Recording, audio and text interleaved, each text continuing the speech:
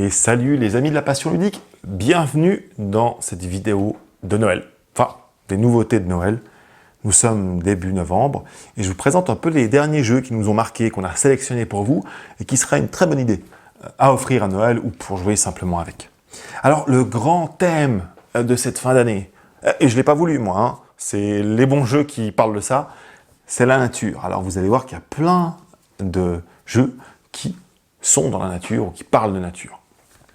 Et ils sont très bons.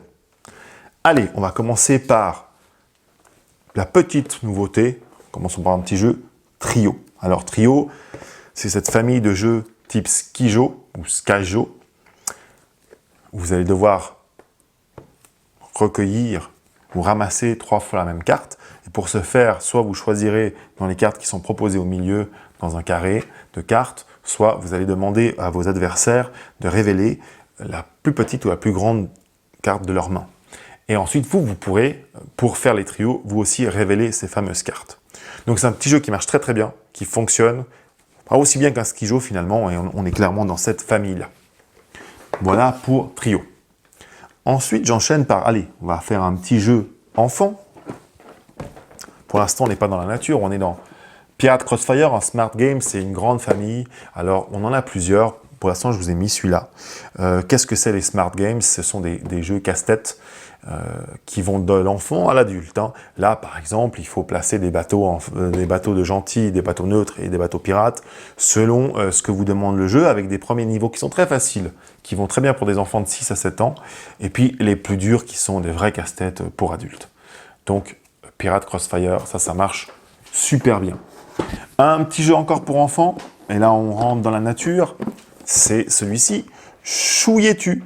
Alors Chouilletu, voilà un jeu qui est trop sympa. C'est un jeu de cache-cache en jeu de société, littéralement. Qu'est-ce qu'on fait? Certains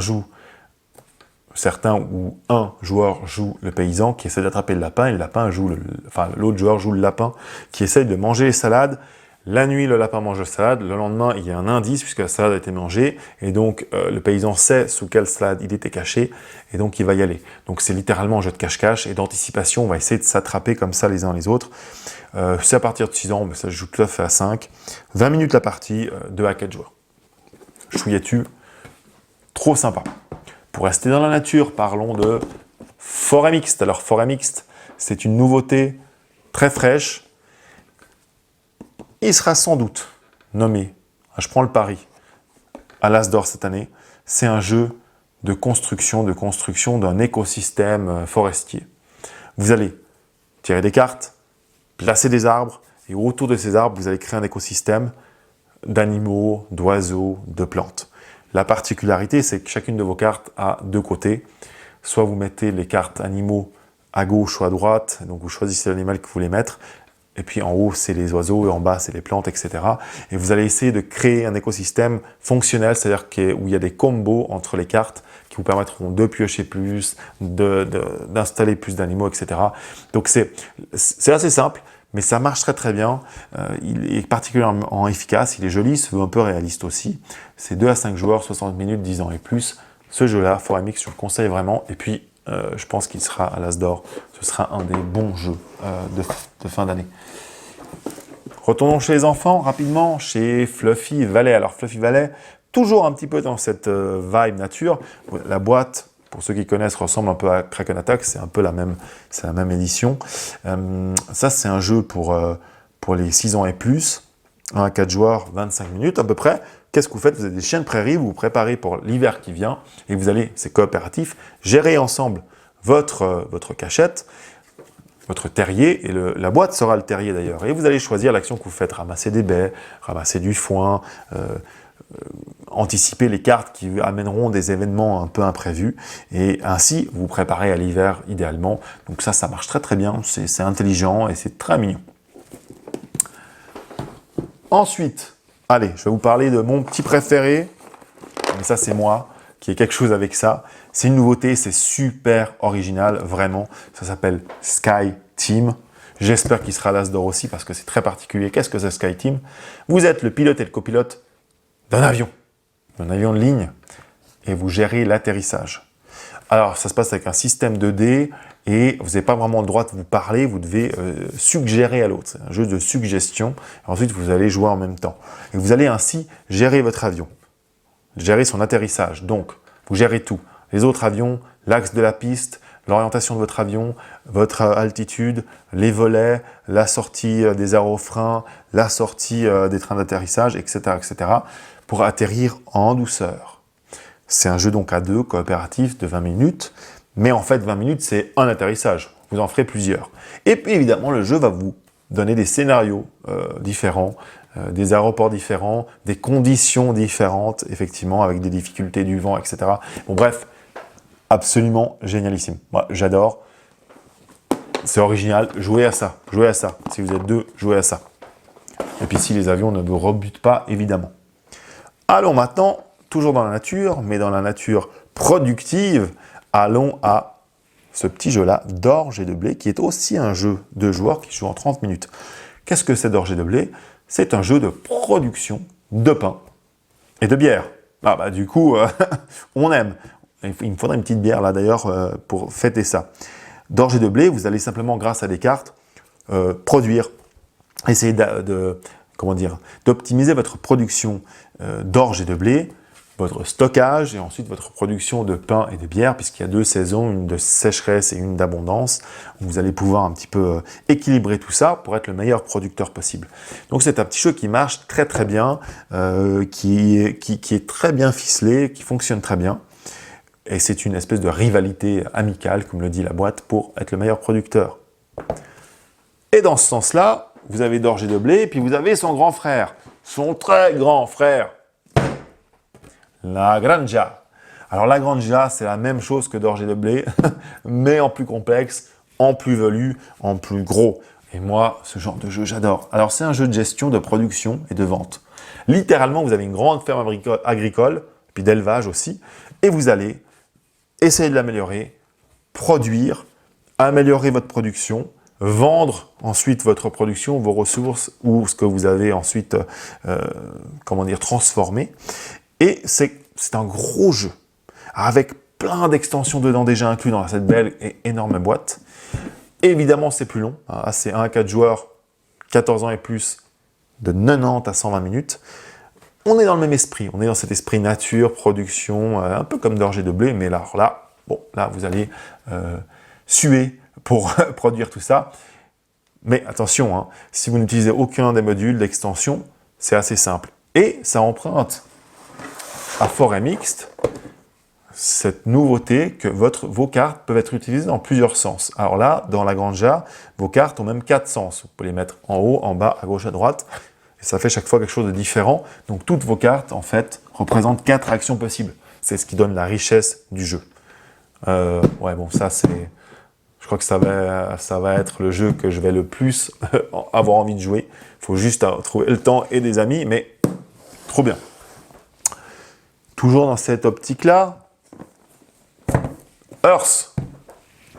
Alors Hearth, c'est pas nouveau sur le marché. Ça a déjà quelques mois. Nous n'avons pas pu y jouer et vous savez que nous, on joue à tous nos jeux. Donc, c'est important pour nous de tester et de trouver que c'est bon. Alors, Hearth, c'est quoi? C'est un peu comme Forêt Mixte, mais en plus complexe. C'est vraiment le duo Forêt Mixte Hearth, c'est la granja d'orge et de blé. Là, c'est un écosystème mondial de plantes que vous allez créer. Vous allez recréer la terre. En fait, c'est un jeu de cartes. Vous allez faire un carré de 4 x 4 cartes. Et en fait, vous allez planter. Vous allez planter des arbres, des plantes, vous allez amener des animaux autour, etc. Et vous allez faire pousser sur ces cartes ces différentes plantes. Et vous allez comme ça essayer d'optimiser, évidemment. Il y aura des connexions qui vont se créer.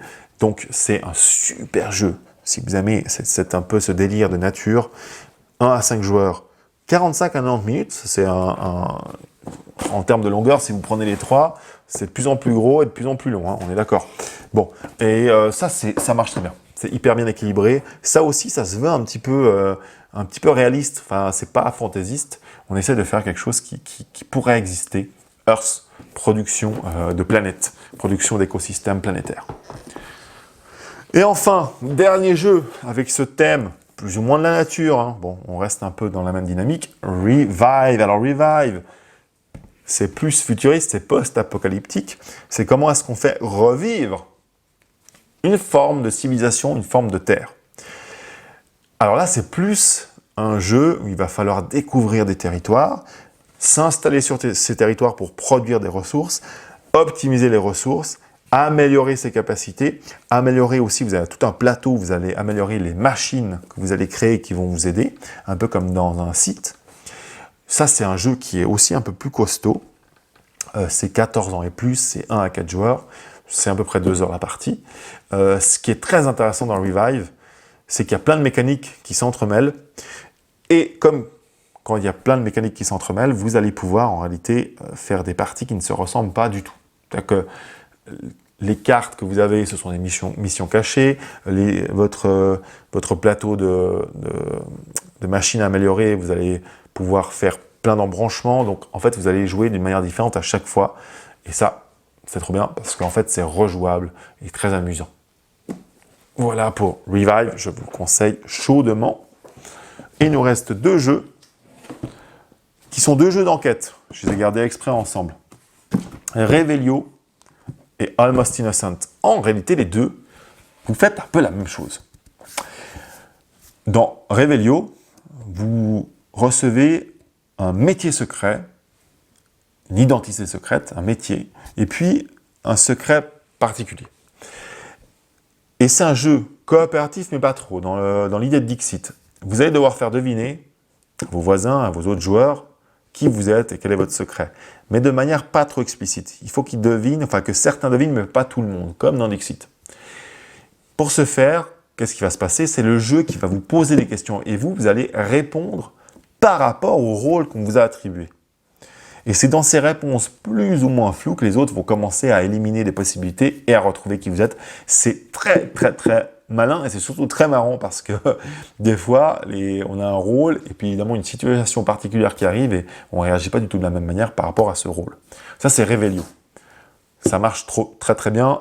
Ça se joue de 3 à 6 et c'est une vingtaine de minutes la partie. 12 ans et plus, la boîte dit 14, mais franchement, on peut jouer à 12 ans. C'est juste qu'il faut connaître un peu les rôles. Almost Innocent, un peu le même esprit. Là, par contre, vous êtes accusé de quelque chose. Comme dans un Cluedo, il y a un lieu, une arme, une victime, etc. Et vous allez devoir deviner, finalement recomposer ces éléments-là comme dans le Cluedo. Simplement, ce qui se passe, c'est que vous avez tous les indices de votre voisin, de gauche, qui lui-même a tous les indices du voisin de gauche, qui lui-même a tous les indices du voisin de gauche, ou de droite, je ne sais plus, je ne me rappelle plus dans quel sens ça va. Et en fait, par suggestion, par question que vous allez poser au jeu et aux autres, sur un plateau central où tous les rôles, toutes les armes, toutes les victimes sont réunies, eh bien vous allez petit à petit éliminer des éléments, un peu comme dans un sudoku. Donc vous allez poser des questions qui vont aider aussi les autres. C'est un jeu collaboratif, il faut que tout le monde y arrive. Bon, on est dans le même univers les deux, on a quitté la nature, on est dans l'enquête. Les deux, celui-là c'est le côté jeu de rôle qui prime, celui-là c'est plutôt le côté déductif et finalement le casse-tête que ça représente. Les deux sont vraiment très très bons. Donc je vous les conseille aussi. Et voilà les amis, nous en avons fini avec ce tour des jeux de Noël, enfin des jeux de fin d'année. Peut-être qu'il y en aura encore d'autres qui vont sortir d'ici là, c'est même sûr. Là encore, comme toujours, notre but c'est de sélectionner les jeux pour vous trouver les meilleurs dans chaque catégorie, parce que sinon vous en auriez trop. Donc retrouvez tous ces jeux sur aquaonjoue.ch évidemment. Chacun d'entre eux, si vous les prenez, je peux vous assurer que vous allez vous amuser. Si le thème et le style du jeu vous plaît de base, ou que vous avez envie d'essayer, et ça c'est important de vous lancer dans quelque chose d'un peu nouveau, eh bien ces jeux-là, vous pouvez y aller les yeux fermés, c'est des top jeux. Vraiment. Alors les amis, je vous laisse là-dessus. N'oubliez pas, amusez-vous et à quoi on joue. Ciao, ciao.